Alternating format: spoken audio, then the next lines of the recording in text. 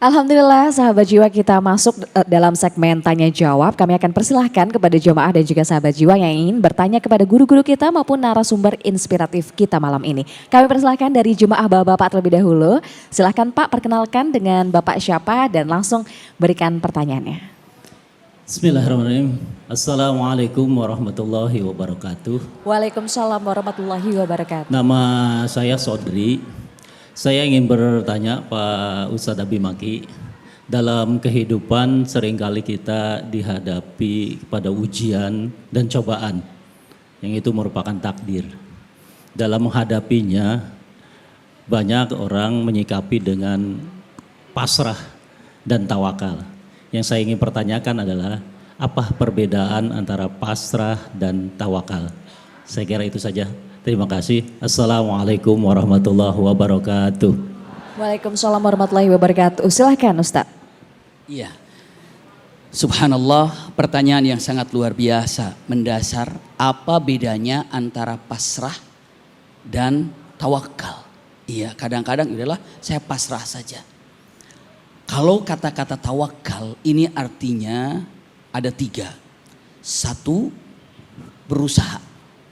Yang kedua, doa. Yang ketiga, itu namanya punten, menerima terhadap apa yang Allah putuskan. Itu tawakal. Kalau dalam bahasa lebih detailnya, usaha tanpa batas. Namanya sa'i. Dalam bahasa Arab yang sering kita dengar ketika haji, umroh ada yang namanya sa'i. Sa'i itu apa? Sa'i itu usaha tanpa batas. Kalau ada orang membatasi usaha, itu bukan usaha.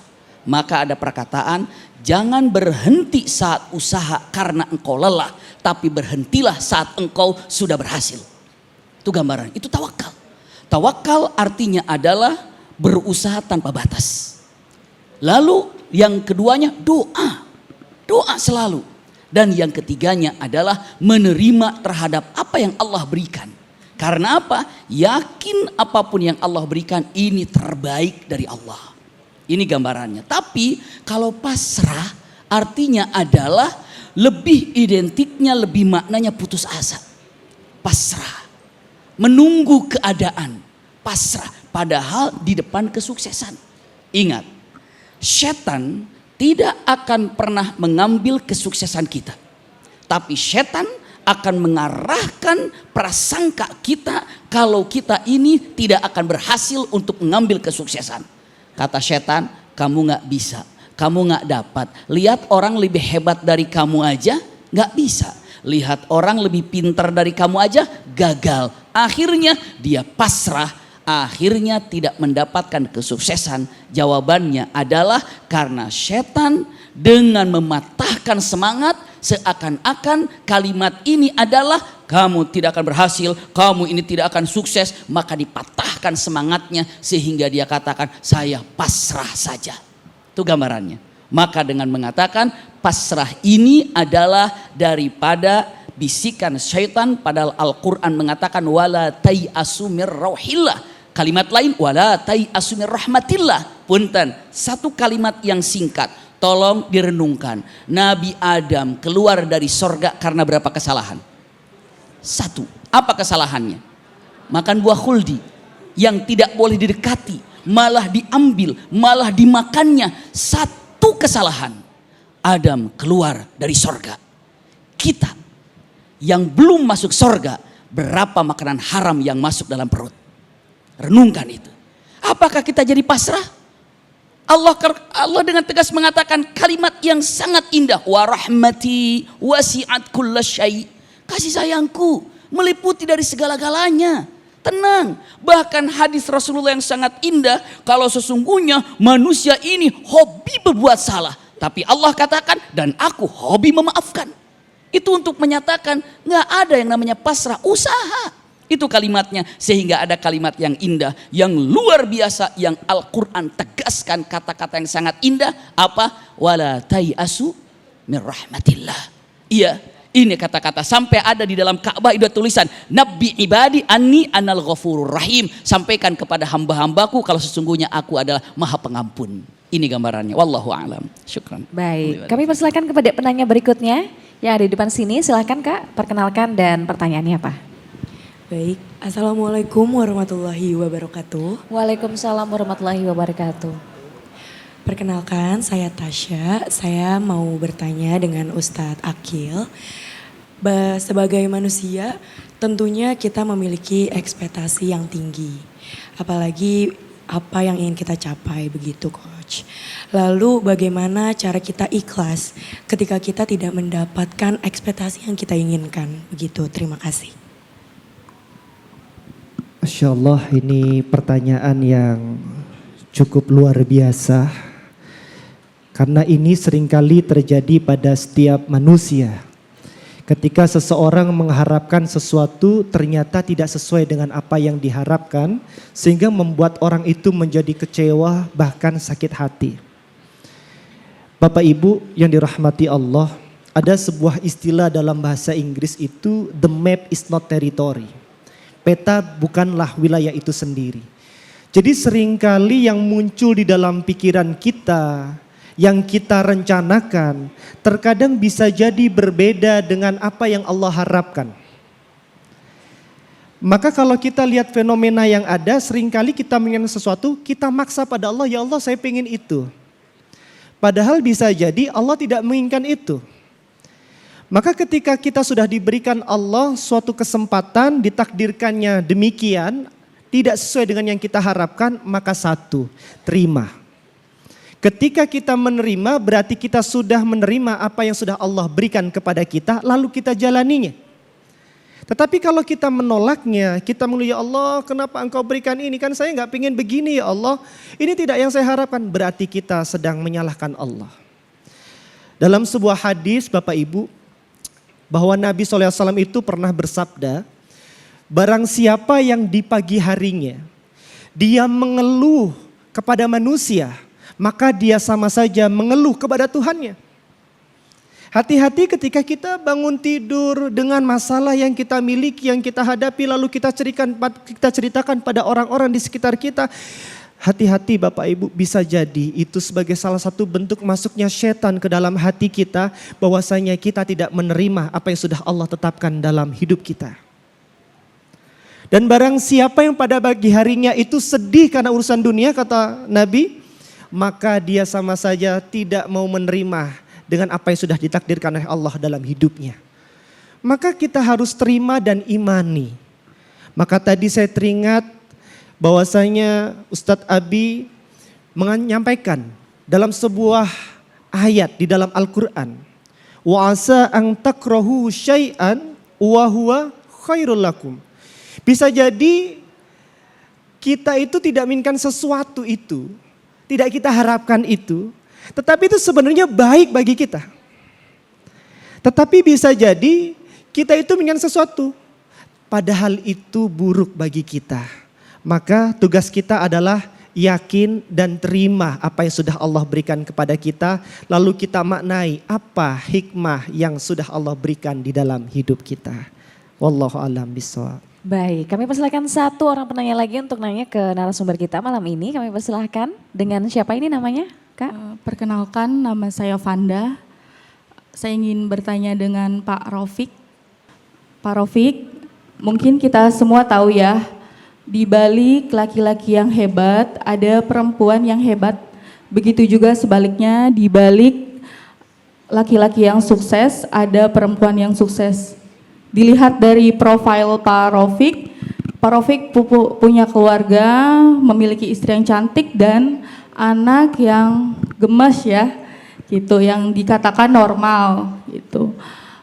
Lalu pertanyaan saya, bagaimana istri Pak Raufik atau keluarga Pak Raufik memberikan dukungan kepada Pak Raufik dengan kekurangan yang Pak Raufik alami? Terima kasih. Wassalamualaikum warahmatullahi wabarakatuh. Waalaikumsalam warahmatullahi wabarakatuh. Ya, terima kasih Ibu untuk pertanyaannya. Jadi ketika saya sudah menyadari bahwa saya adalah seorang tunanetra atau disabilitas, yang terpenting diri saya dulu, berdamai dengan diri saya dulu. Ketika saya sudah berdamai dengan diri saya, insya Allah keluarga pun akan ikut mendukung. termasuk juga dengan istri saya. Jadi alhamdulillah ini pun menjadi satu bukti bahwa seorang tunanetra atau seorang disabilitas pun tidak harus menikah dengan yang juga disabilitas. Bisa juga menikah dengan yang bukan disabilitas. Bahkan keturunan-keturunannya pun terbukti juga tidak ikut menjadi tunanetra. Artinya tidak semua tunanetra itu akan mengakibatkan keturunan yang juga tunanetra. Alhamdulillah Allah percayakan buktinya melalui saya. Dan peran besar istri saya sangat besar sekali karena pesan istri saya ketika memilih saya menjadi suaminya, cinta yang sejati itu bukan yang bisa mencintai hanya kelebihannya saja, tetapi juga mampu mencintai kekurangannya. Nah, itu pesan dari istri saya.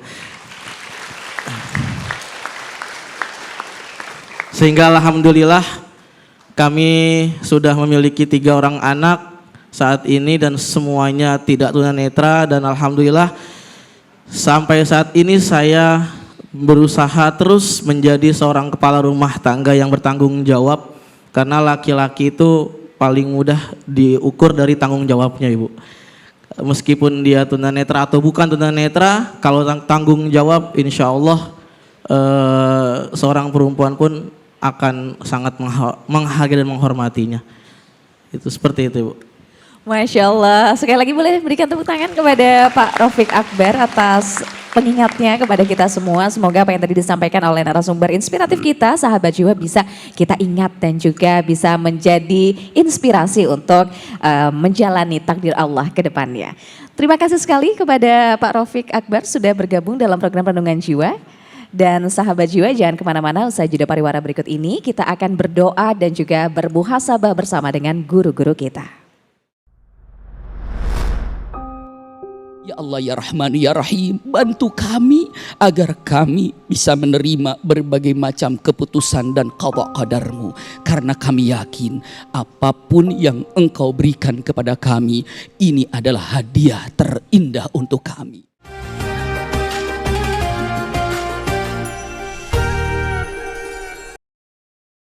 Sahabat jiwa, takdir seorang manusia memang sudah ditetapkan oleh Allah di Lauh Mahfudz. Tugas kita adalah meyakini, menerima, dan juga memohon kepada Allah supaya kita bisa menjalani setiap takdir Allah dengan baik.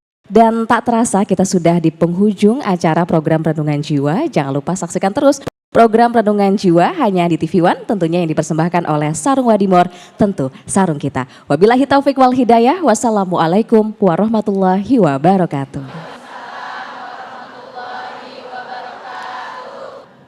Subhanallah, Maha Suci Allah yang telah mengumpulkan kita dengan rahmat dan cintanya.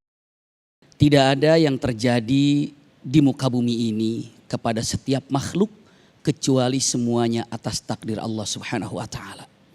Andai kita berjumpa dengan orang yang baik, maka jadikan orang baik ini sebagai guru untuk menambah keimanan. Andai kita berjumpa dengan orang yang tidak baik, maka jadikan orang ini sebagai guru untuk menambah kesabaran. Ya Allah, ya Rahman, ya Rahim, kami faham setiap peristiwa yang terjadi, baik itu yang pernah membuat hati kami terluka, membuat kehidupan kami sedih, itu pernah terjadi kepada baginda Muhammad Sallallahu Alaihi Wasallam dan kepada para nabi yang lainnya. Kenapa mereka sukses? Kenapa mereka berhasil? Karena ternyata mereka selalu fokus terhadap hikmah dari setiap peristiwa. Mereka tidak pernah fokus terhadap luka yang terjadi. Mereka tidak pernah fokus terhadap hinaan, cercaan, pengusiran. Tapi mereka fokus terhadap hikmah apa yang terjadi. Ya Allah, ya Rahman, ya Rahim, malam ini dalam renungan jiwa yang kami miliki, ya Rabbana, ya Rahman, ya Rahim, Engkau maha mengetahui dari berbagai macam hal yang kami rahasiakan. Engkau maha mengetahui terhadap kekeliruan-kekeliruan kami yang kami rahasiakan. kami mengangkat kedua tangan ini menunjukkan kelemahan kami. Kami lemah, tidak mengetahui apa yang terjadi di masa yang akan datang. Ya Allah, ya Rahman, ya Rahim, kami pasrahkan berbagai macam kehidupan yang akan terjadi kepada kami. Kami serahkan kepadamu ya Allah, karena Engkau Maha Rahman, Maha Rahim, pasti akan menyimpan kami dalam kehidupan yang terbaik untuk kami. Ya Allah, ya Rahman, ya Rahim, andai kami mendapatkan kesulitan dalam kehidupan ini, berikanlah kepada kami kelapangan hati yang bisa menerima berbagai macam hal yang terjadi yang mungkin membuat kami terluka ataupun bersedih. Namun andai kata kami harus meneteskan air mata karena kesedihan, karena peristiwa, karena berbagai macam yang memilukan, jadikanlah tetesan air mata ini sebagai penghapus dari semua kesalahan kami, pengangkat derajat kami, karena kami yakin tidak ada berbagai macam peristiwa yang membuat kami terluka, membuat kami dalam keadaan tidak baik-baik saja. Pasti semuanya Kau akan hadiahkan dengan berbagai macam kebaikan yang kami akan dapatkan. Ya Allah, ya Rahman, ya Rahim, bantu kami agar kami bisa menerima berbagai macam keputusan dan qada qadarmu. Karena kami yakin apapun yang Engkau berikan kepada kami, ini adalah hadiah terindah untuk kami. Ya Allah, maafkan kami jika sampai hari ini kami beberapa kali mengeluh dan mengenapakan terhadap apa yang terjadi. Bukankah Nabi Nuh alaihissalam saat bertanya kepada Allah saat anaknya tidak mengikuti kapalnya, Nabi Nuh mengatakan kata-kata yang sangat memilukan. Ya Rabbi innahu ibni, ya Allah ini anakku, ini anakku. Dengan pertanyaan, ya Allah ini anakku, kenapa tidak bisa naik kapal? Kata-kata kenapa ini sampai Nabi Nuh merasa malu untuk berjumpa dengan Allah Subhanahu wa taala. Ya Allah, hindari kami dalam tidak menerima qada qadarmu. Yakinkan setiap keputusanmu adalah kebaikan untuk kami semuanya. Rabbana atina fid dunya hasanatan wa fil akhirati hasanatan wa qina adzabannar. Subhana rabbika rabbil izzati amma yasifun wa salamun alal mursalin walhamdulillahi rabbil alamin.